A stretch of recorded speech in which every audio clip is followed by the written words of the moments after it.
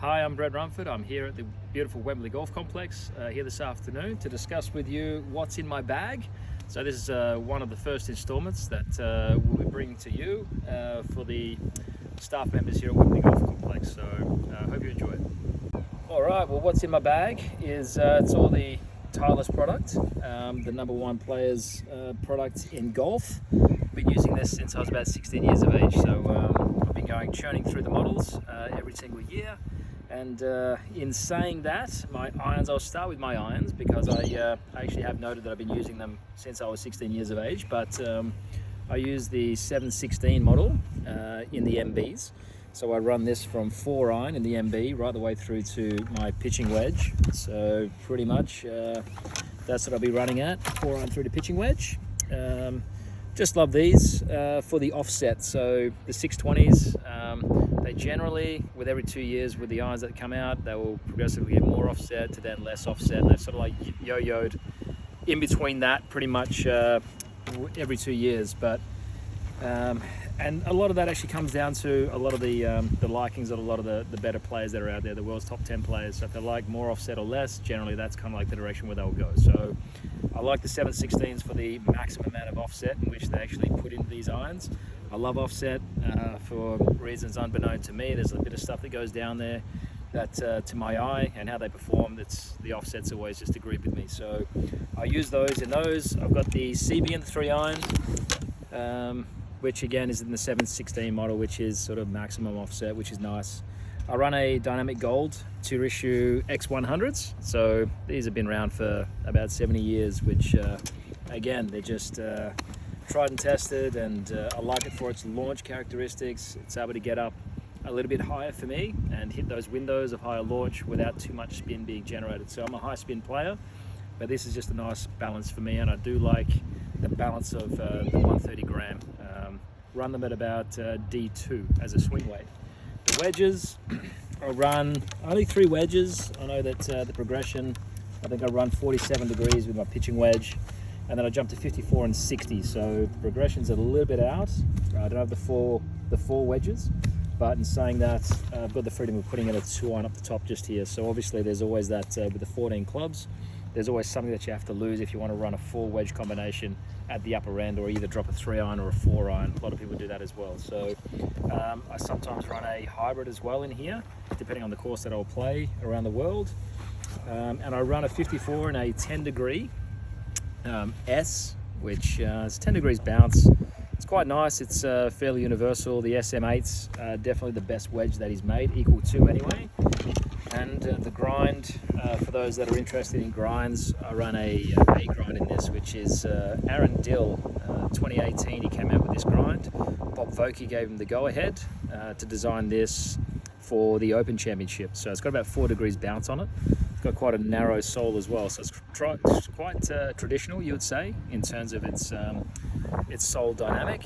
So it hasn't got a triple grind or anything like that going on. It's just a fairly, you see it is what it is. So, which is pretty cool. So I'm going to run KBS, what's this, 95 grams in an X. So this is a prototype shaft that KBS came out with a couple of years ago. Goes really, really well in driving irons. So you can get these as in the U500. So this is a current model spec. So this is something that I do use in the current spec, which is quite nice. Great for just getting it in play. It's quite versatile as well, being able to get it up. We've got a 3-wood. Latest TSI.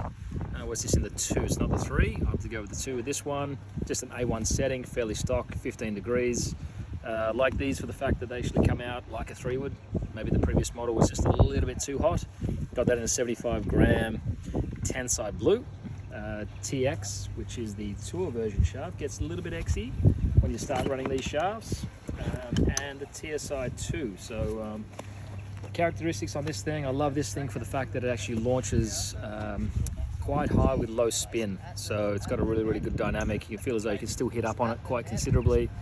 But obviously the spin rates, they're just trying to reduce these days. Obviously they're realizing that maximum efficiency and for length, you start hitting up on it to reduce that spin.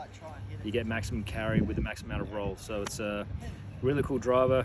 D1, 9 degrees, Tensai orange I run in this in a 60 gram. I like it running a little bit lighter, so very, very nice drive. I've been using that for a little while now. It's working very, very well. The putter, this is pretty cool. I got this in a triple S. Just basically it's your Newport 2. So it's quite square off the edges just here. Some people like the rounded versions. My eye just suits the squarer. I've just put in a LA Golf shaft. I'm just trialing this at the moment, which is pretty cool. It's one of the stiffest shafts you can actually get. I think Bryson DeChambeau, Kevin Na, there's a few guys, Tommy Fleetwood's tried it. Interesting dynamic. I guess just for the tolerances, I guess it's just proven for the dispersion and everything else. It's just a much tighter shaft, so don't mind it. Feels quite dead, but yet to be determined whether I'll leave that in my bag. Outside of that, generally just carry for social rounds, busher on the side of my bag just here. It's always handy just getting numbers these days. The way I'll mark my golf ball, what have I got in here? I've got, this is just fairly routine, so I like to actually use a line when I'm putting, so I'll, always a good reference point, always a good visual reference point that I use that for as well. So these are pretty cool. We can get these from most pro shops. Draw the line on it, it's nice and consistent. That works well. Outside of that, I normally have wet weather gear in my bag. This winter I've actually needed my wet weather gear in my bag, but don't have it in there today. And just a few other bits and pieces, gloves that I'll normally carry, maybe a spare glove in here or a vest that I'll leave in here. Use the new Hyperflex. This is an absolutely unbelievable golf glove that they just brought out. Plenty of comfort, plenty of stretch as well. So I think this is probably the best glove they've ever produced. That's not really a sales pitch, that's just is what it is. So I'm quite specific with my gloves, and I actually hate gloves riding up my wrist and having all that extra material that just flaps around. So they're actually quite low cutting, and they're quite tight without all that extra material. So love that glove for that. And the golf ball that I use is the Pro V1. So it's just stock standard Pro V1, which is the lowest spinning golf ball of the Titleist range. So yeah, and that's it. That's all that's in my bag, apart from the towel, which is the only thing I've missed. Hope you enjoyed that.